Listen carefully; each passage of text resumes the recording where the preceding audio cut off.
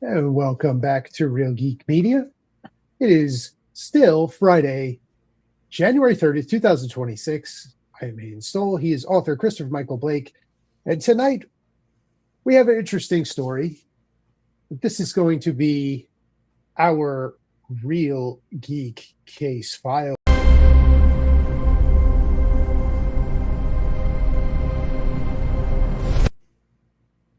Christopher, what do we got? What's the story? Hayden, you ever wanted an au pair to come in and take care of your kids? Do I ever want to what? An au pair. What is that?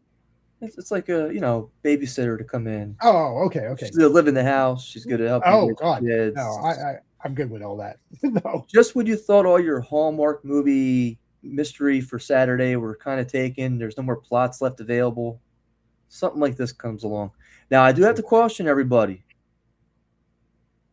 This case is still going to trial right now, and the main suspect, Brendan Banfield, is still presumed innocent until proven guilty.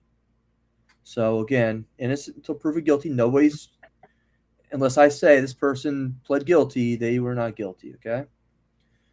So Brendan Banfield's an IRS agent. Okay. And he has a 4-year-old daughter, and he's living with his wife.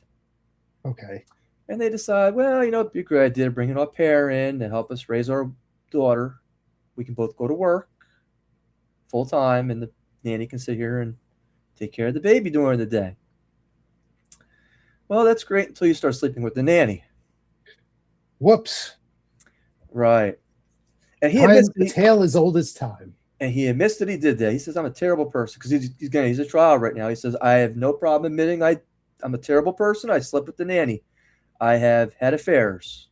I've admitted to this, because he took the stand in his own defense. From what I've read. Mm-hmm. However, the nanny has turned him in, because this is what the nanny says happened. Okay, this is her version of events. Okay, so again, he's still presumed innocent. This is Miss Magalise, her version of events. She moves into the house. After a couple months, they start getting frisky and busy. Okay. They start taking some pictures together in the bathtub and different stuff kind of like that going on. Oh boy. He says, well, I really want to leave my wife. Boy. But she's going to take me to the cleaners if I get a divorce. It'd be a lot easier to murder her. She says, I'm in. I'm in. She's in. She's just hands in the middle. However, we this can't be some run-of-the-mill, we got to think this out. I got an idea, Banfield says, allegedly. Mm-hmm. What if we go on her computer while she's home, and we go on a different fetish websites, and we look for somebody who likes grape? And you can read between grape what grape means. Yes. Okay. Because again, we're on YouTube. We can't just say sure essay. We have to come out and say grape. And we'll pretend that my wife, because we're going to act like her, my wife, that she wants grape.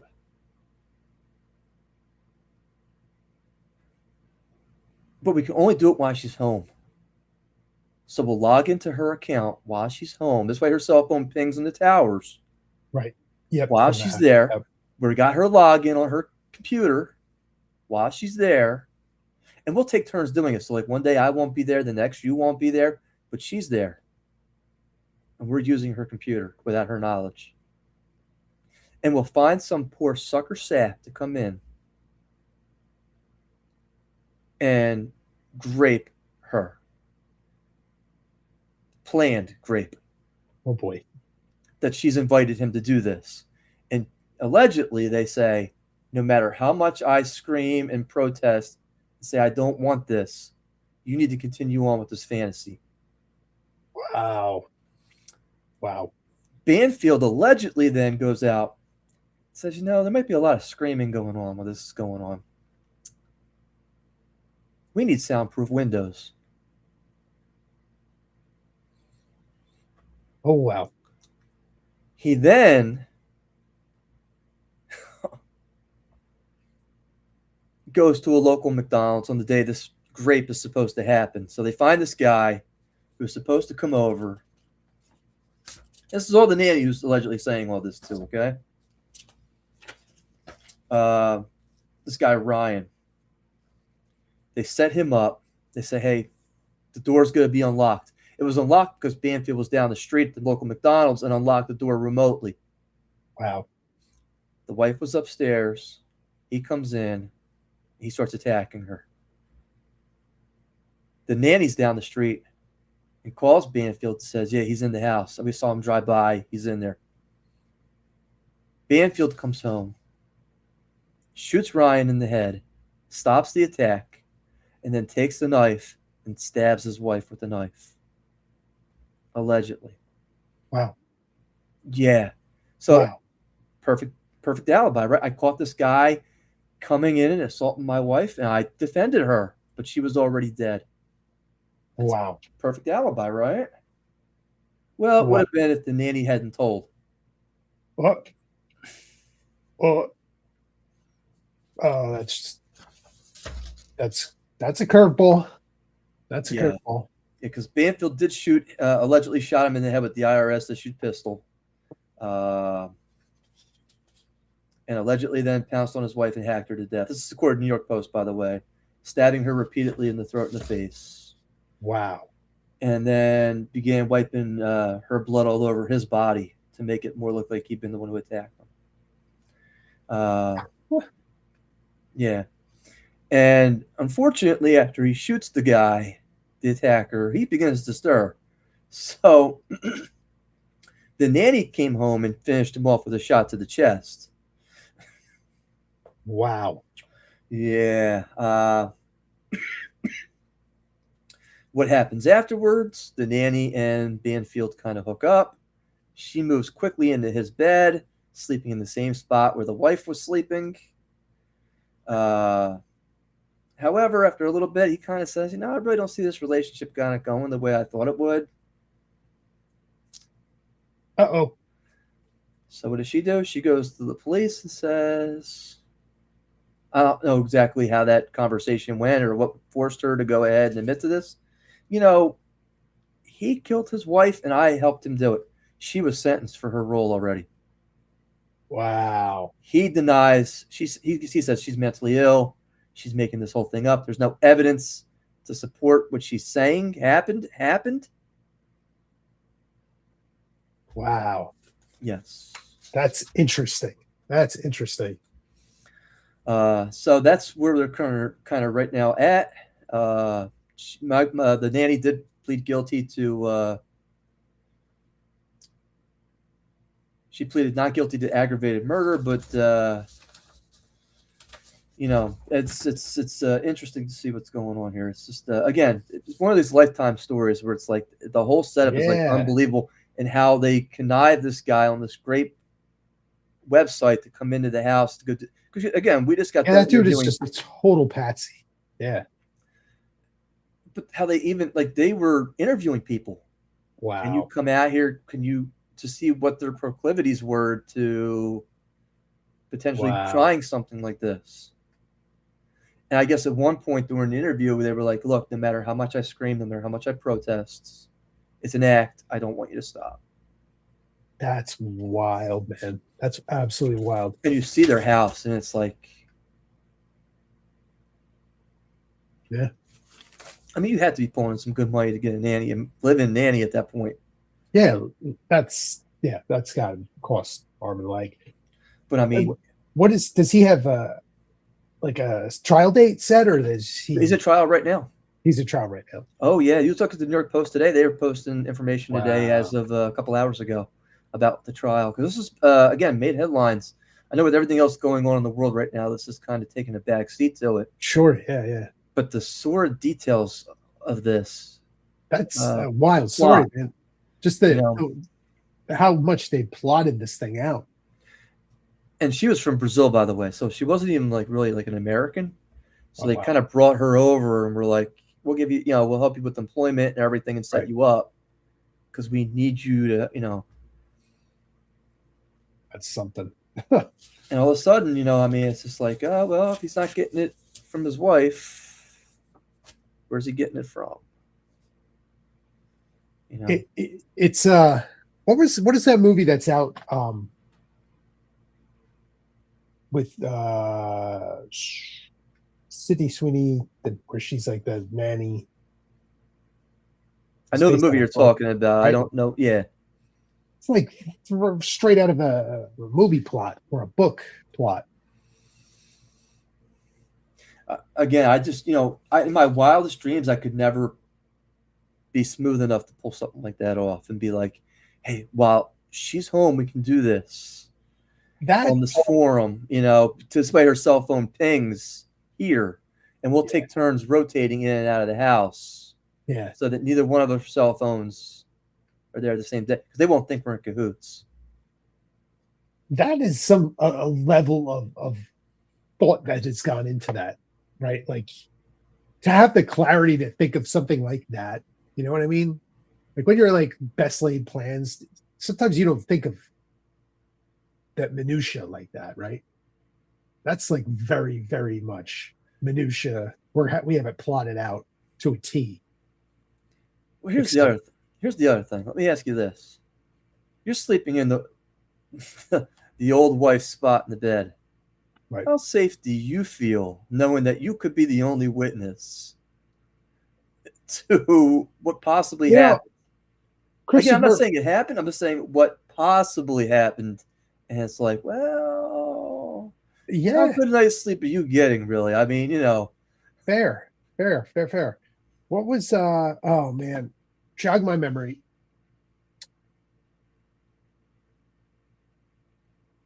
We just recently reviewed Body Heat. This is Body Heat.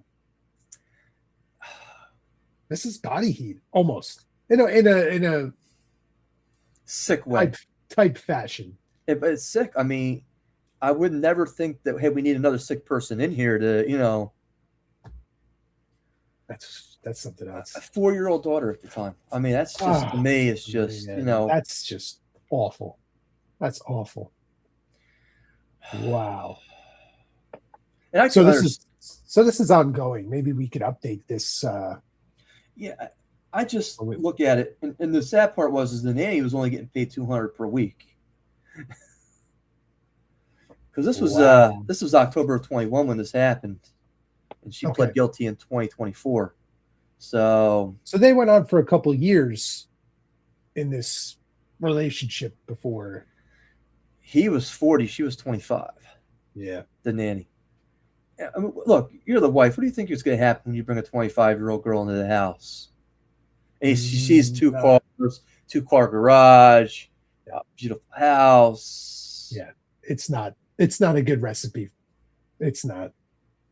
I hate to say that like that. It's a tale as old as time, man. Like this is like one of those, it writes itself. Here's the plot, right? Yeah. Bring in the living nanny. There's always going to be like a murder plot after that. And they were scouring BDSM fetish websites under his wife's name. Wow. Yeah. They were chatting with depraved men about a desire to engage in elaborate grape fantasies. I think I did a good job saying grape instead of. I did, yeah.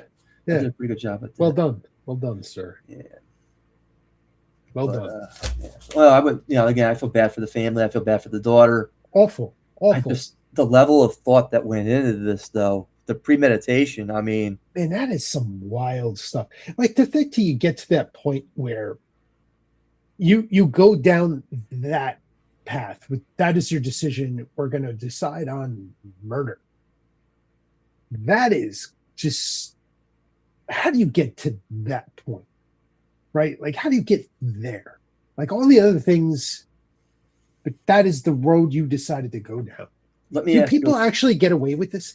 Let me ask you a question. If there was a possibility of him not being raked over the coals in a divorce proceeding. Because let's face it, kid, pension, Mm-hmm. retirement, whatever savings they have, the house, the cars, that's all gone. Oh yeah. At 40 years old, you're starting your life over. Yeah. And you have that hanging over your head the rest of your life, pretty much. You know, or if I get away with this, I mean, I don't know, man. Like, you weigh it. Would you rather attempt to get away with it, knowing that full well that at some point you're gonna get caught, because everybody gets caught, potential. and then you go potentially, and then you potentially get sentenced and go to prison, versus okay, maybe I have to start over, but I'm alive and I'm not in jail and I'm free. But you're living at the shack down by the river, Hayden. But you're living. Is that life really? I mean, it's like 1 degree outside right now. And I don't know if you've seen the price on 1-bedroom apartments. Oh, I'm sure it's through the roof. You're talking $1,800 to $2,000 a month. Yeah. I don't know what you make, but then half that. Yeah. And then whatever you had, that's no longer there either. Or you could have a 8x6 cell with a special roommate. But let me ask you a question. You still have your pension? If you're able to retire, that's just going to grow for the next 15, 20, 30 years while you're incarcerated. And I'm not take it away. I wonder if you get sentenced to like prison. That's your pension. That's your 401k. So they wouldn't touch that. There's no like loopholes. I mean, look, I don't know anything about that. He's probably not eligible for retirement. Oh yeah, I'm sure. But he still has that 401k he was paying into for the last 15 years maybe. Now he's probably not going to get whatever his wife left in terms of assets. Right. That's probably going to go to the daughter or whoever's watching the daughter at this point. But yeah, and you feel terrible for the daughter at this point. Mommy and daddy aren't coming home. Horrible. Horrible. But I think it forces you to look at the divorce laws in this country a little bit and say, well, if they weren't so harsh, would he have gone to the extreme? It's a fair point. Would he have just been like, you know what? Yeah, okay, I was banging the nanny. I'll pay you the child support. We go our separate ways. I got to give you the house. I get that. But you worked for what you worked for. That's a fair point. What I worked for. I'm not sitting there saying or justifying what this guy did whatsoever. No, of course because it was very heinous. Yeah. I mean, there's no worse way to try to kill your ex-wife, and the fact that he would have to resort to that at that point, Very fair point. Very fair point. Well, I don't know if it's fair. I just, I'm just spitballing here. But... Well, yeah, I mean, like you said, it's it put him off in a direction because he felt trapped by that scenario. So yeah, I get it. I mean, it's an extreme scenario that he went down. Being destitute or taking somebody. Look, I don't think that I could take somebody's life. Yeah.